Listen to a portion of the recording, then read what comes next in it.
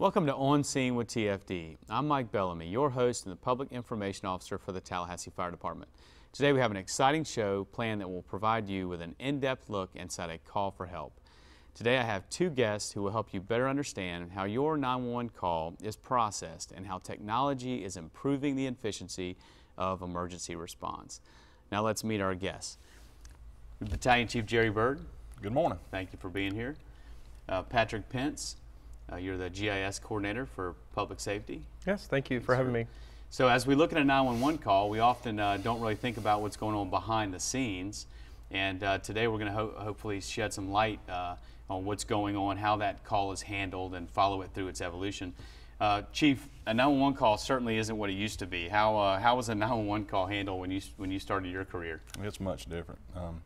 24 years ago, the fire service wasn't nearly as computerized as it is today. Back then, firefighters were dispatchers, and we at the station received our calls via alarm bells. These bells were scattered around the fire stations, and they were loud enough to wake you up from sound night sleep or alert you several hundred feet away from the station. And these bells would ring until we acknowledged the call via the radio. And once we acknowledged, all the stations that were involved would acknowledge the alarm bell. Information would come over the airway, and we'd get pertinent information about the call, eventually the address. And if you knew the address, it wasn't a problem. You proceed to the truck and head to the call. But if you didn't know the address, then you have to utilize what we called the card file back then. And it was just index cards arranged alphabetically in the trucks and in the station that gave us a quick reference as to the cross streets and any information about the address. And those would have the streets drawn on them, or they'd have directions, and Right. just for your territory? And we spent a lot of time making sure that those things were in order, because that was the quickest way for us to access street information. If we didn't have that, if we were responding out of our territory, we'd utilize the large wall maps that we had on the walls of all the stations, or the map books if we happened to be out of the station when the call came in. Now, Patrick, mapping, he's touching on mapping there. Right. What is your role? What's your job right now in terms of the mapping and getting the emergency calls out to the units and knowing where they're going? Well, I've been with the city for 12 years, and I'm primarily responsible for handling all the public safety applications that utilize mapping, both police and fire. Police tends to get most of the activity just because it is a constant stream of calls for that. But with fire, has obviously a very important requirement for knowing addressing data. So within the dispatch computer, the computer-aided dispatch system, the CAD, as you'll hear me refer to it, we have to make sure that the address data, the street information, all of the response beats for both police and fire are current, up to date, making sure that they have no glitches, that the information as it's brought through from the planning department is brought through into the CAD system, so that we have timely information for those response beats and address locations. So when you hear Chief talk about the calls, ringing down into the fire stations, the information trickling in maybe through one source, I guess first of all, why is that change? Why are we not still doing that? Well, we are in effect still doing that. It's just much more computerized now. Computer technology has integrated with just every aspect of our life, and the dispatch computer is certainly no exception to that. So now when the call for service comes in, and we will go through that, you get all of that information relayed to the individual firehouses now digitally, and through a system where it will alert specific types of calls. We'll give certain alert tones to certain rooms within. So we have a fire alerting system that goes through all the 15 fire stations, and it can be very complex based on the type of call that's been input by the call taker. So are the calls coming in, are 911 calls coming into, back when you began, they were coming into fire stations. Are they all coming into one location now when a 911 call is made in Leon County? They are. We now have, since September of last year, 2013, we have the Consolidated Dispatch Agency, which is now the merging of all the dispatch functions for police, fire, the Leon County Sheriff's Office, and the Emergency Medical Services for Leon County. They're all housed within one space, so that as the call comes into a central answering point, Now all of that information is put into a central computer, the CAD system, and all of that information is now disseminated to all the agencies that would need to respond at one time.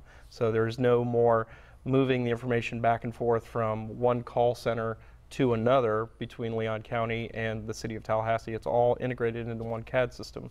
And so that shaves off seconds, minutes in response time, because the call comes in, the call taker can begin relaying information directly to both police, fire, sheriff, and emergency medical staff as they're responding to the scene. Yeah, and for clarification, the calls did come in through a dispatch, central fire dispatch that was located in the police department, but it did have to come through police first or the sheriff's department before it was dispatched out. And so you're a battalion chief, you're actually out there responding to the incident. You're gonna help coordinate the resources and these types of things. What does that call look like now for you coming into that one CDA and looking at your information? What are you seeing as you're responding to that house fire? Well, on our mobile data centers, our laptops that are in the apparatus, we can see real-time call information coming in from the call taker. Information such as maybe there's someone trapped, or the fire is spreading to an adjacent floor or adjacent unit. We also have the ability of looking at the mapping program, and we can determine the distance from fire hydrants so that we can figure out which hydrant is the closest. We utilize almost all the tools that are available to us now. So you say find a hydrant. How are you able to do that? The hydrants are on the maps that are on our mobile data centers, and we have a measuring tool. So we locate a hydrant closest to the structure that we're working in, then we measure the distance out so we know which is the most efficient way to lay the supply line. Now, the GIS part of it, are we using the global positioning on the actual responding units inside the system? And if Absolutely, we are, yes. Tell us how that works. Well, every apparatus, as the chief indicated, has both the computer system, the mobile data terminal inside the system, and every truck is outfitted with a GPS device, or perhaps even the mobile data computer itself. We're kind of transitioning from the vehicle to the laptops with the actual GPS equipment. And they are sending all that information back to the CAD system. So not only do the dispatchers see in real time where the units are located as they're proceeding to the scene, but that helps us when they arrive on the scene to say, we can see you are in such and such relationship or proximity to a fire hydrant or to another truck, or we can see how far they are. And so they can relay all that information without any loss of focus on responding to the scene, because we know that from the dispatcher's point of view, they can see all the things in real time. Right, and just wrap it up real quick before we go to a break. Are you able to see all of the agencies on one map? Is that all tied in together? Correct. That is one of the benefits now of the consolidated dispatch system. We have all 4 of the agencies in real time with their GPS positions being shown. So dispatchers have a full view of the entire response agencies that are available to them. Great. Okay, well, both of you stick around for another segment? Absolutely. Okay. Don't change that channel. When we come back, we're going to learn more about the 911 dispatch system.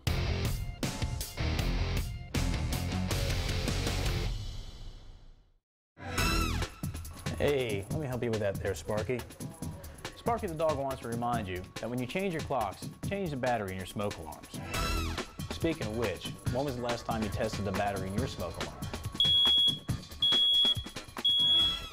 At least once a month, push the button on your smoke alarm to make sure it's working properly. Remember, test alarms for life.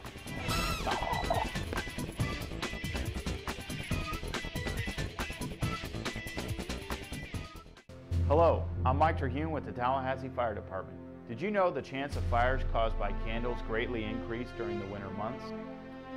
Please take care when using candles in the home. Keep lit candles out of reach of children and pets. And remember, never leave lit candles unattended in the home. When you go out, For more life-saving tips, visit the Fire Department's website at talgov.com. Bunny, Puppy, Gerbil, and Kitty. They come in from throughout the city. Is your tomcat up to his old tricks? Are you sure Mama Dog is actually fixed? Help us, help us, help us get control. We've got more animals than Fort Knox has gold. You hold the key to getting pets a home. Spay-neuter your pets so they don't roam. Fewer kittens and puppies in production benefit existing animals from this reduction.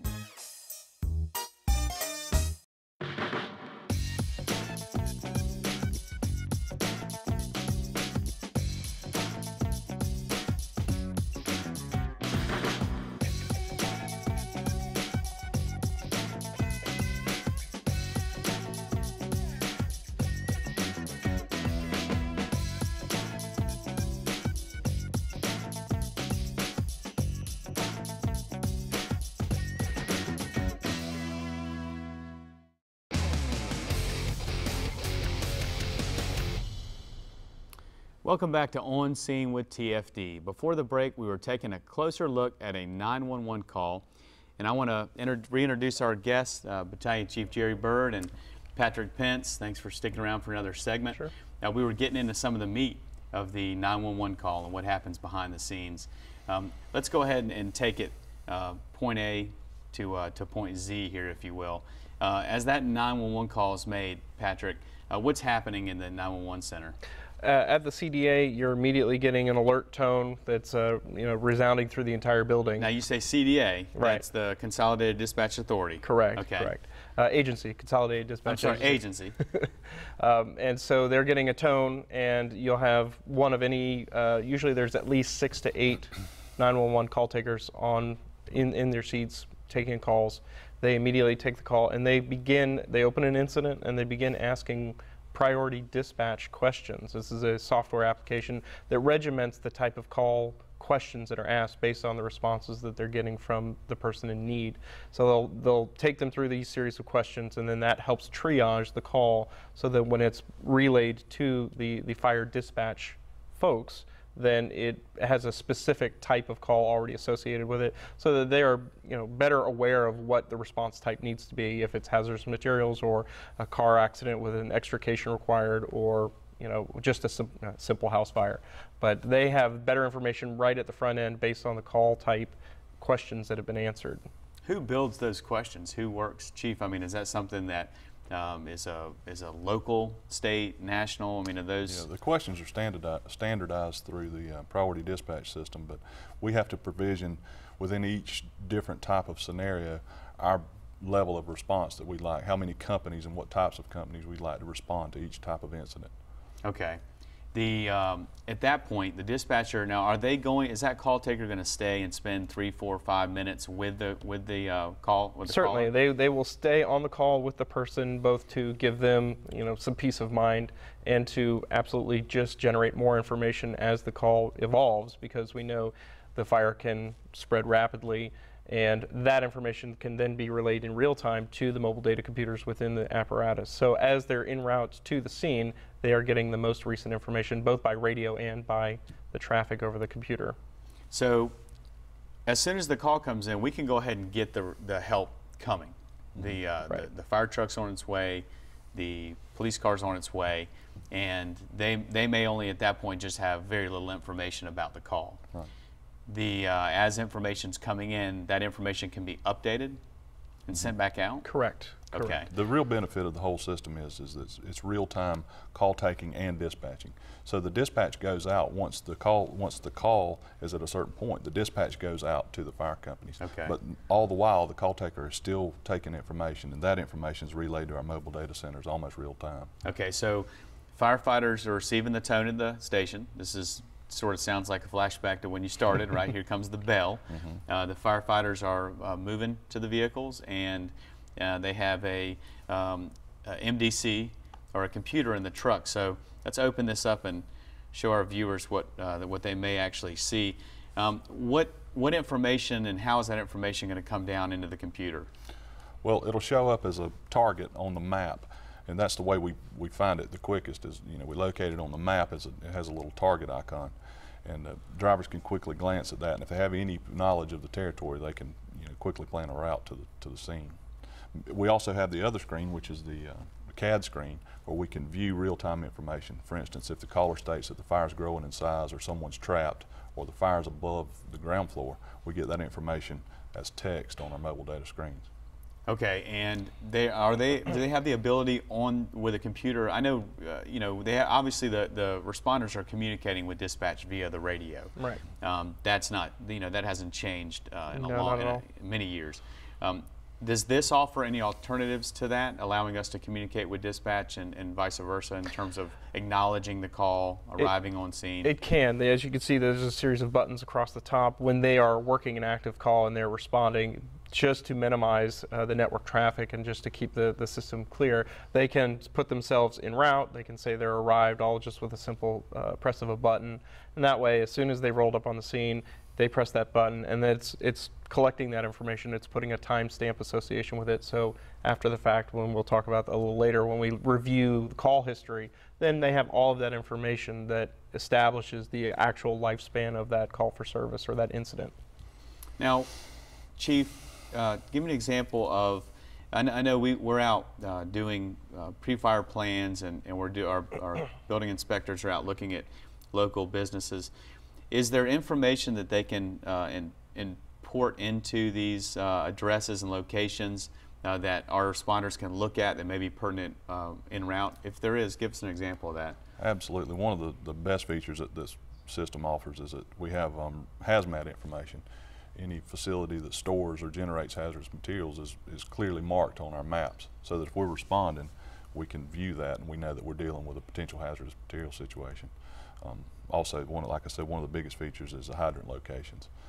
Also, schools are marked. You know, they obviously have special considerations that we need to think about while we're responding. So all of the little icons that indicate special features that our investigators notice are really helpful to us while we respond. I know it's interesting, the other day I remember hearing a call go out for a gas leak, and just kind of an example of the ProQA. For us, that can mean many things, right, Chief? A gas leak could be a fuel spill that in the garage, could be a pressurized cylinder like a propane cylinder in the yard. And as that call was evolving, our response evolved. You know, how does that change? What does a response to a fuel can versus a pressurized cylinder, what does that look like? As the call taker takes the call, the first thing they hear is fuel spill, but as they get more information, they may determine that it's a release or a leak. And some of the terms we use in hazmat can escalate the call. So as more information comes in, the call can escalate. And this is all built, provisioned into the system in advance. As these questions are answered, these benchmarks are met, the response escalates. Now, on the dispatch side of things, are we able to do this? Are other local responders effectively looking at the same screen? These are all the same all throughout, or are they different? Correct, and this is what you're seeing here with the mobile aided computer and the use of all of this technology really is a testament to the partnerships that are being built through multiple departments and agencies, both in the city and Leon County. For example, just this map here alone utilizes data from the interlocal mapping, the interlocal GIS system. The water department, they provide the information for the hydrants, and the schools and information that that Battalion Chief Bird was talking about, that comes from like the emergency management department. They maintain floor plans and information of great value to the fire department, and they can all be integrated together into this one system so that everybody sees exactly what they need for that, and makes all of the agencies that use it come together on a single platform that is standardized more than anything, and it allows people to get more benefit for what they need.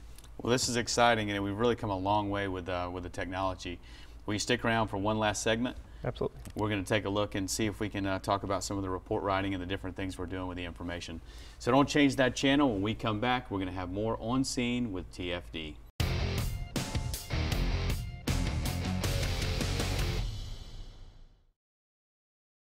Hello, I'm firefighter Kathy Golke. Having smoke alarms in your home reduces the chances of you dying in a fire nearly in half. Install smoke alarms in your home and test the batteries each spring and fall. For more life-saving tips, visit the fire department's website at talgov.com. Hello, I'm Captain Leroy James. More fires start in the kitchen than any other place in the home, and cooking fires are our #1 cause of home fire and home fire injuries. Keep a fire extinguisher handy. Don't be afraid to use it. For more life-saving tips, visit the fire department's website at talgov.com.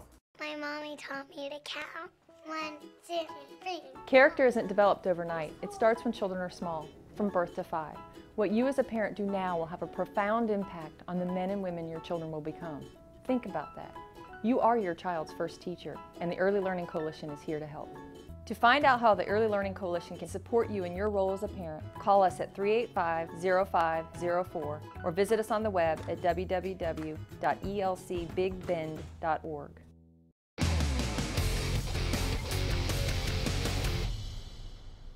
Welcome back to On Scene with TFD. Before the break, we were taking a deeper look into a call for help. Now we're going to return with our guests, Battalion Chief Jerry Byrd and Patrick Pence, our GIS coordinator with the Public Safety Division. Thanks for returning for the last segment. This is kind of the last piece of the puzzle here, where we talk about the data. Obviously, with the computerized system and the mapping system, we've got the ability to go back and look at the history of all of our 911 response, all of our agencies. Patrick, why don't you start out and tell us what we're doing with that data and how that helps us moving forward. Certainly. Well, we've had the system now in place. We've had a form of this computer dispatch system for over 10 years now, so we've amassed quite a bit of data. If you look at an average of 25,000 fire calls per year, that's 250,000 calls of data that we have that we can use to go back and look at response times. We can look at the location of stations to see if they're optimal, and we can then go and just query any of that information to look for trends and patterns through our GIS applications to see if there are improvements that can be made and efficiencies that can be made. So we can effectively take that same screen that we showed the viewers earlier, use some query search data, and have that sort of layer on top of that map different types of calls? Exactly, exactly. So we can then, we do what are known as density analyses, where we can say, well, show me all the fires that occurred in the previous year or previous 2 years to see if there's some pattern that's forming through the geographic data with the overlay of our response. We recently did a presentation at a school, and they had an interest in looking at the amount of calls for service that were happening around their school. You know, we went in, we worked together on that. Tell me about the different ability, you know, the features that it provides you, not only just looking at an area of town, but different types of establishments and facilities. Right, right. Well, anything that you can ask a geographic question or a spatial question, you can then overlay the data. So we might ask proximity type questions. That's what we use, the term we use in GIS lingo is asking where things happen in relation to other geographic features. So near schools might be important. We can use that day-to-day information as it's coming from the CAD system, and we have alert systems that not only do they do for real-time in 911, but after the fact they send information out to media outlets, to the Public Information Office, for example, that tell you in the previous day you had so many fires that occurred near certain things. If we wanted to monitor fires that occurred near schools or other safety related areas, then we could get that information within 1 day of its notice. So it goes out as an email alert the next day, and then you have all of that information based on the report that was filed by the officer or the fireman on scene when they close the call. Chief, when we look at our response, we've got 15 stations. You've got stations in the city with multiple units inside them. You've got stations sort of on the fringes of the city that are what we call single company stations. You got stations at the airport. You got stations in the county. How did we figure out where to put those stations? How many units to put at those stations? Does this all tie into that? Right. We use several different means to determine where stations need to be, but the goal is to have a station in a position to respond to a structure fire, for instance, within 8 minutes. 8 minutes is our golden rule. We can anticipate that a fire will go from its beginning stage of incipient fire to a flashover, where it's very unlikely to survive within 8 minutes. So we try to have a fire station within 8 minutes of anywhere, if possible.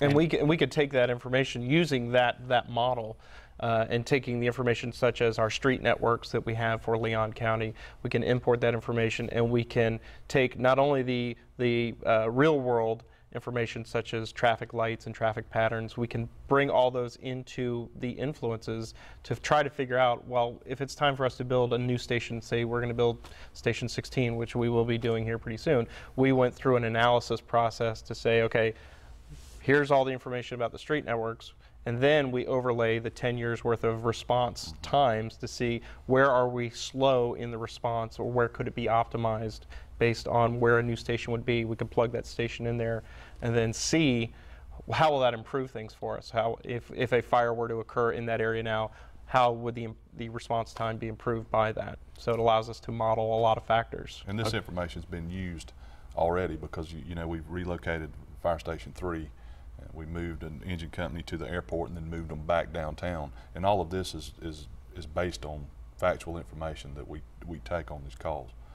And in the territories, I mean, the stations have these boundaries that driving around town, if you're a citizen, you have no idea you're crossing into Station 8's territory, and then you're back into 7's territory. Those territory lines effectively are a living thing.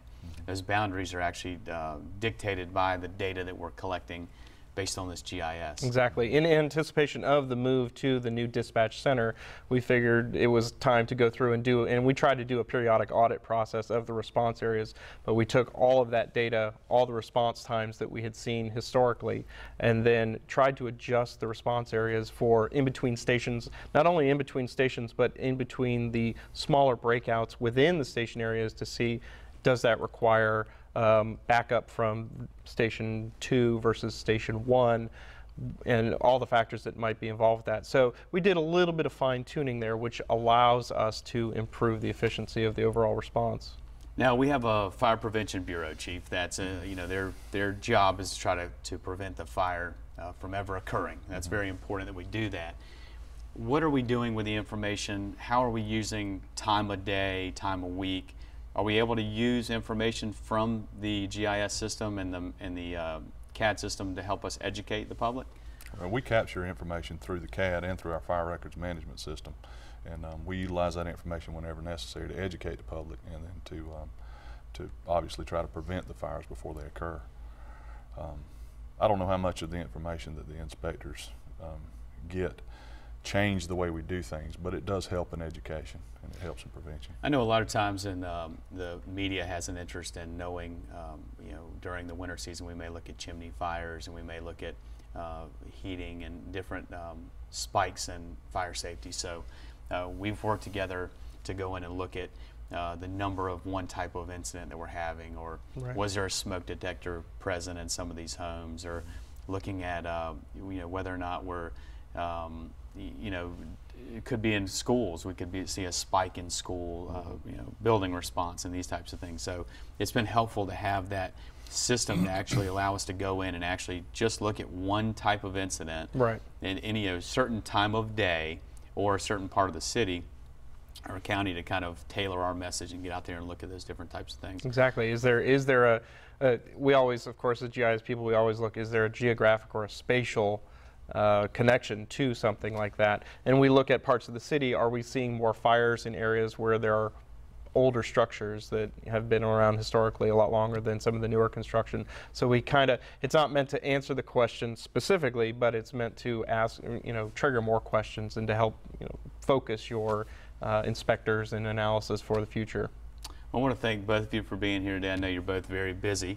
I want to also thank you for doing the great work that you do to make this city and this county a safe place to live. And this 911 system sounds like a really complicated system that we're certainly using to our greatest benefit. You're awful welcome. Thank you. It's my pleasure. Thank you for joining us today on Scene with TFD. I hope you've enjoyed and learned a tremendous amount about the evolution of emergency response and how your call for help is answered. Stay safe, and we'll see you next time on Scene with TFD. Thanks a bunch.